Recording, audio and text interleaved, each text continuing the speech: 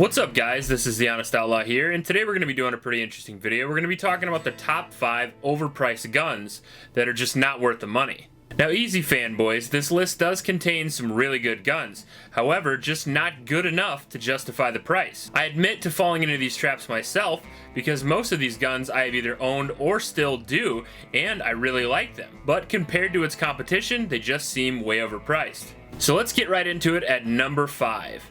Gucci Glocks, or high-end custom Glocks. Triple the cost, 10% extra function. Companies like Zev, Salient Arms, Agency Arms, and many more are all guilty of this. A lot of us try to get the best out of our Glock, and that's understandable. Whether or not you buy one that's already assembled, or even build your own, it's hard to tell when you hit the point of diminishing returns, but you will. It starts innocent enough, a new front sight, a ghost trigger bar, maybe some stippling. But before you know it, you're on your third trigger out of your kid's college fund, telling your wife that it was $30 when it was actually $150. How are you gonna know which one you want unless you buy them all? And college is a little overrated anyway. Anywhere from $1,500 all the way to $3,000. That's 6 times the standard Glock, and it's just not 6 times the gun. Number 4, the Scar 16. The little baby brother of the Scar 17. I love this gun, but it is stuck in 2004 and costs right around $3,000. It's a little too front heavy, it has a great operating system, but it does need to be updated. It's basically a piston-driven AR-15 with a quad rail, an A2 grip, and the ugly UGG boot stock. If you pick it up, you can also tell that it's really meant to be a 308 gun. Yes, this gun is very, very reliable and piston driven, but so are AKs, and they're right around 1/5 of the cost. But you want to use 5.56, you say? Well, feel free to check out my favorite AK, the Arsenal SLR 106F in 5.56. It's a piston gun, it shoots 223 or 5.56 ammo, it's just as reliable, and it's right around 1/3 the cost. Number 3, super high-end 1911s. Companies like Wilson Combat, Nighthawk, and Les Bear all make these. These guns are very beautiful, they have amazing craftsmanship, they're more accurate than your average 1911, the slides run like grease shit on ice, and the trigger breaks like a brick through a window. All the 1911 boxes checked, right? Well, except if you want a gun that works all the time. In my experience, guns with tight tolerances generally have reliability issues, and this holds true with any very high-end 1911 that I've ever fired. My Wilson Combat is sadly no exception.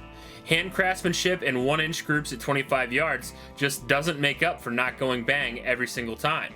Especially when you can get a 1911 that works great for right around 1/3 the price.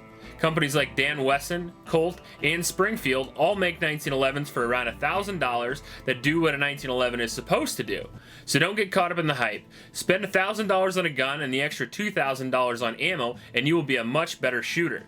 Or just go to Maui and get drunk on a beach for a few weeks. That works too. Number 2, the Colt Python. My uncle got one of these in 1987 for right around $500.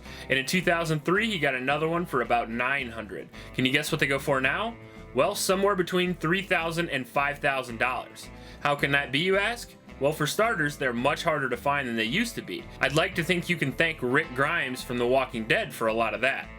While this great revolver is hand-fitted and does have one of the smoothest actions on the planet, your average $800 Smith & Wesson can do 95% of what the Python can do for right around 1/4 the cost. I'll admit Smith & Wessons don't have quite the cool factor of the Python, or the badass name, but they are a much better value and do almost exactly the same thing. Now for some quick honorable mentions. First up, the Bullpup rifles. Steyr AUG, FS2000, and the Tavor all are great guns, but they are significantly more money than your average AR-15 that shoots the exact same round and is traditionally as reliable, accurate, and a little bit lighter. The Desert Eagle. What can I say? It looks great in snatch, but it's just not reliable, it's way too heavy, and it's basically a $1,500 novelty paperweight. High-end AR-15s and variants. Cobalt Kinetics, LWRC, H&K MR556, and even the SIG MCX all fit into this category. All very good guns in their own right. However, you can get alternative rifles that shoot the exact same round, just as reliable, and are much cheaper. And 22 ammo. I know it's not a gun, but seriously, what the fuck? And finally, number 1, machine guns. I can't believe I'm gonna say this, but it's true. Machine guns can go for right around $5,000 to $100,000 depending on how rare they are, and that is just too much money. You can thank the ATF for that. Don't get me wrong, they're really fun, maybe some of the most fun you can have with a firearm, but a Challenger Hellcat is fun too, and it's right around the same price. Not to mention you can get modern alternatives for a lot less money. The Binary or Echo Trigger come to mind. These cost about $400 and can be dropped into any regular AR-15 lower. A slide fire stock is even cheaper than that at right around $200, and those can be installed in either your AR-15 or AK rifles. With options like these, you also don't have to deal with a 6 to 12 month waiting period or the ATF. Well, that's my quick list of the top 5 overpriced guns. I know I left a lot out.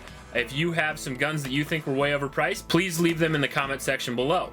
Please help out your local homeless shelters and remember to recycle. I'll check you later.